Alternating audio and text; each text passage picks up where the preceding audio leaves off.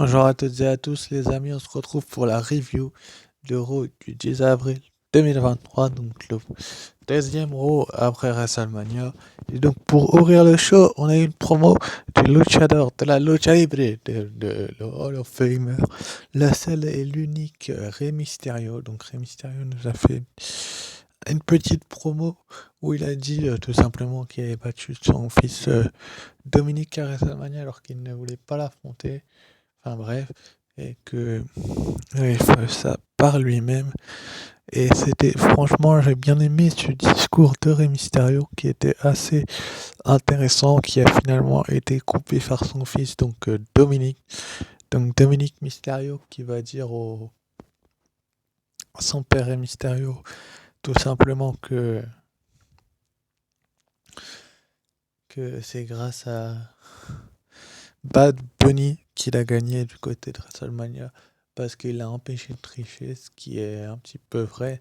Enfin bref, mais en tout cas, j'ai beaucoup aimé la promo de Dominique où il s'adressait à son père et il disait des choses assez intéressantes, mais bon, après Rey Mysterio va le défier et Dominique qui dit que finalement il affrontera pas ce soir et que ce sera sous ses conditions à lui. On a l'impression un petit peu que cette histoire père-fils fait un petit peu trop finalement. C'est Finn Balor qui va donc affronter Rey Mysterio dans un match en 1 contre 1. Assez bon. D'ailleurs, félicitations à Finn Balor qui avait 14 points de suture au 15, je sais plus, à la tête et qui a quand même tenu à combattre et qui a finalement battu avec un coup de grâce Rey Mysterio. Donc, très belle victoire de Finn Balor. Bon, la rivalité continue, mais je m'en doutais un petit peu. Je vous l'avais dit dans ma review de WrestleMania que cette rivalité-là, il y avait de fortes probabilités qu'elle continue. Donc c'est bel et bien le cas. On a vu la semaine dernière d'ailleurs que Bad Bunny s'est fait détruire par le Jugement Day, donc Damien Priest et, et Dominique. Et donc c'était un très bon début de show et c'est un point positif pour moi.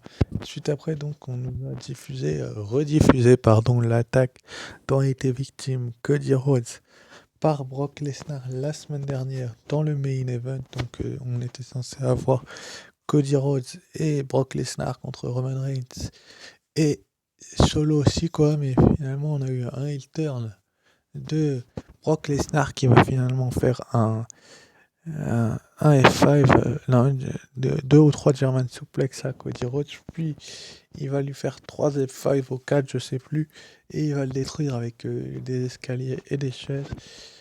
Et c'était vraiment pas mal vu de la part des officiels de la WWE.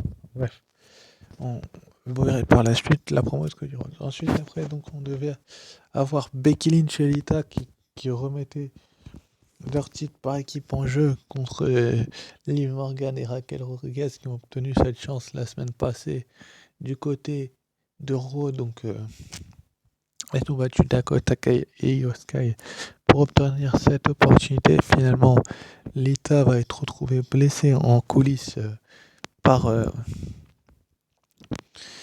par Liv Morgan et Raquel Rodriguez. Bon, Becky Lynch va un petit peu les accuser, mais ce n'est pas elles qui sont victimes de l'attaque. Et donc, finalement, Trish Stratus va remplacer Lita aux côtés de Becky Lynch dans cette défense des titres par équipe féminin face à Liv Morgan et Raquel Rodriguez. Le match était vraiment, comment dire, on va dire qu'il a été excellent.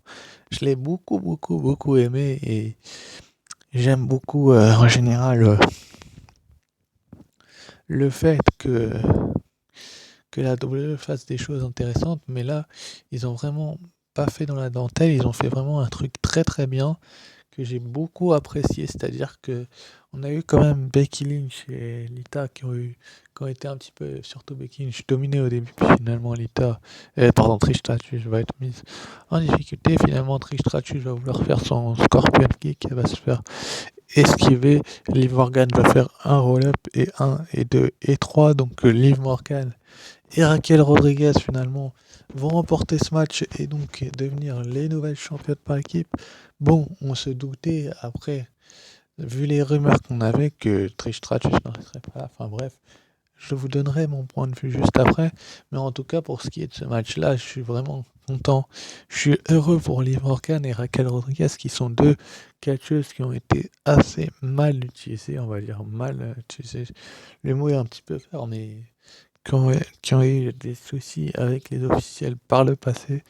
Et donc là, elles récupèrent de l'or, donc les titres par équipe féminin. Donc c'est une très grande victoire pour toutes les deux. Ça montre quand même le potentiel qu'elles ont, surtout que Liv Morgan là vient de quand même faire le compte sur une Hall of Famer, ce n'est pas rien de battre Trish Stratus. Bon, est-ce que Liv Morgan et Raquel Rodriguez vont garder les titres longtemps? Ça, on verra dans les prochaines semaines, mais j'ai beaucoup aimé ce match, en tout cas. Ensuite, après, donc, Becky Lynch va relever Trish Stratus. Si je ne dis pas de bêtises, oui, c'est bien ça. Elle va la relever, elles vont se faire un petit câlin, puis Becky Lynch va vouloir partir et Trish Stratus va lui mettre une droite dans le dos. Becky Lynch va se relever un petit peu en titubant groggy et Trish Stratus va enchaîner avec son kick en pleine face de Becky Lynch. Donc Trish Stratus qui se retourne contre Becky Lynch. Je le sentais arriver, si vous voulez, les amis.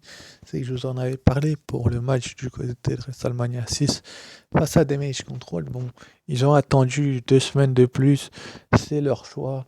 Est-ce qu'on va avoir cette confrontation-là du côté de SummerSlam? Il y a de fortes probabilités, mais en tout cas, Becky Lynch, Trish Stratus, il va y avoir. Il faut savoir que le dernier match en un contre un de Trish Stratus remonte à 2019. Il va y avoir de l'eau dans le gaz, et en tout cas, j'ai hâte de voir la réaction de Becky Lynch. Ensuite, après, donc, on a eu Byron Sexton qui a dit excusez-moi, Trish, donc très poli. Pourquoi vous avez agi ainsi? Et Trish Stratus est parti sans rien dire, donc on n'a pas eu vraiment les explications de cette trahison de Trish Stratus, mais ça met l'eau à la bouche, donc c'est plutôt cool. Et forcément, c'était un point un petit peu positif pour les nouvelles championnes, et je reste neutre pour la trahison. Ensuite, après, donc, on a eu Bayley qui sortait du bureau d'Adam Pearce, donc elle était avec...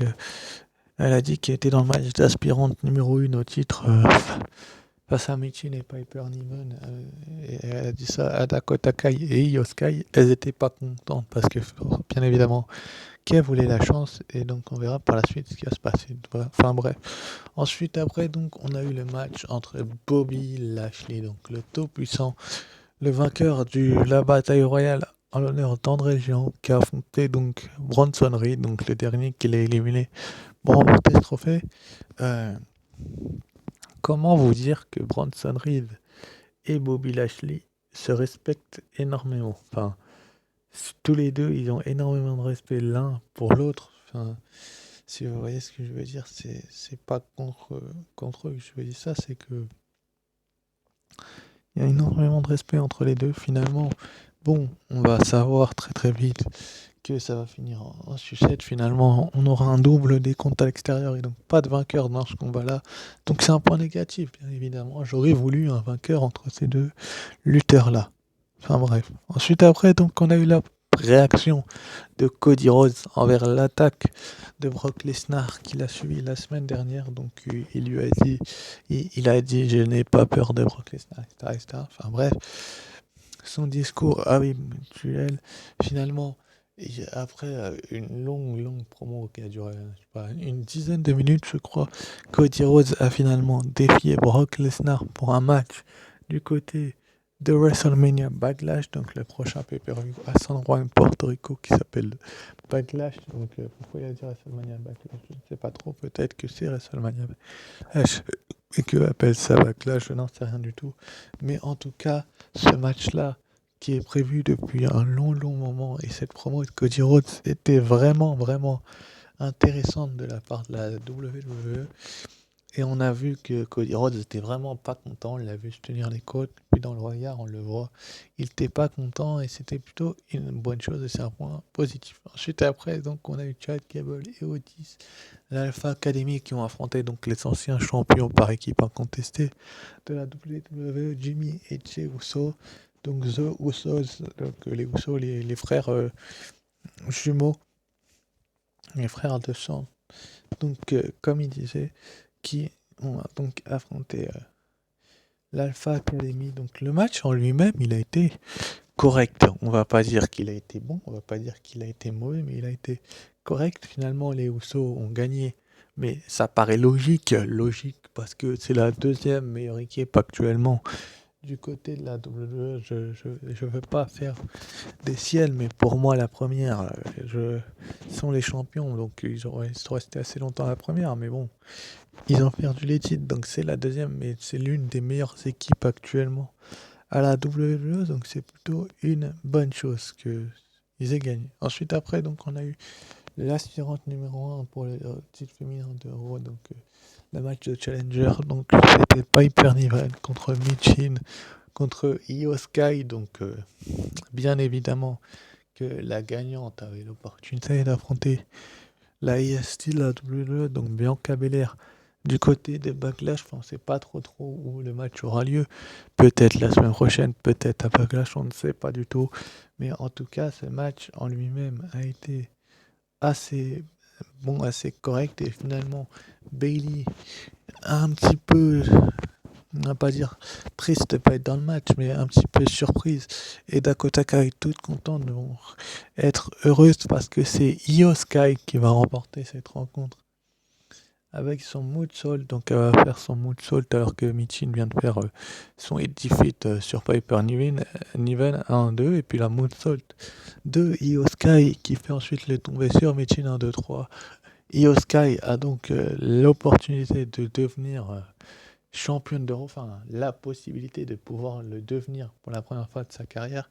Enfin, on va voir dans les prochaines semaines si le match entre Io Sky et Bianca Belair aura lieu du côté de Backlash ou s'il aura lieu avant. Il faut savoir que la WWE sait ce qu'elle fait et Io Sky est une catcheuse bourrée de talent. Et félicitations à elle. Et forcément que c'est un point positif. Enfin bref, ça a été un très bon show dans l'ensemble. Ensuite après, donc on a eu Kevin Owens contre Solo Sikoa dans le main event. Donc Solo Sikoa, les membres de la Bloodline qui a peut-être, j'ai bien dit peut-être, la faculté, la possibilité de mettre en difficulté la moitié des champions par équipe, Kevin Owens, après l'attaque qu'il lui a fait subir, bien évidemment, du côté du dernier SmackDown. Finalement, avec une intervention d'un des Usos, Solo Sikoa va pouvoir enchaîner derrière avec son Samoan Spike en pleine tronche de Kevin Owens. Excusez-moi l'expression, mais il lui a mis en pleine figure.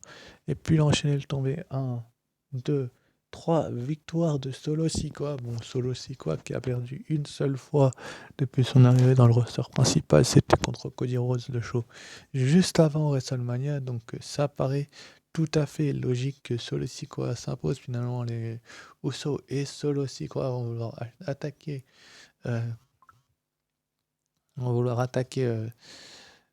Kevin Owens, puis finalement Riddle et Sami Zayn qui étaient un petit peu en retard vu que du côté du show il y a eu des soucis de transport, sont venus faire le sauvetage et les Usos et Solo Sikoa ont finalement pris la fuite, donc c'était quand même pas mal intéressant de la part de la WWE du côté de ça, et ça aussi c'est positif. Et donc pour conclure le show, on nous a annoncé que du côté de Raw la semaine prochaine, donc lundi qui va venir, donc dans maintenant 4 jours, Brock Lesnar sera là de retour pour répondre au défi de Cody Rhodes. J'ai vraiment hâte d'attendre la promo d'un Brock Lesnar Hill qui en a complètement rien à secouer de ce que Cody Rhodes peut lui dire. Donc on va bien voir ce que la WWE nous réserve du côté de Brock Lesnar. Donc c'est plutôt une bonne nouvelle que Brock Lesnar soit là la semaine prochaine pour répondre au défi de Cody Rhodes. Bon, on va bien voir ce que la WWE nous réserve dans les prochaines semaines, mais en tout cas, ce show a eu que des points positifs, des nouvelles championnes par équipe, un heel turn que je trouve ça un petit peu bizarre de le faire maintenant, mais bon, ça, c'est un petit peu le point neutre du show, un Bronson Reed, Bobby Lashley décevant, et puis certains autres trucs à améliorer, mais quand même, le show a été plutôt bon. Bon, si je devais le noter, je me mettrais un 13 parce qu'il y a des choses à améliorer forcément.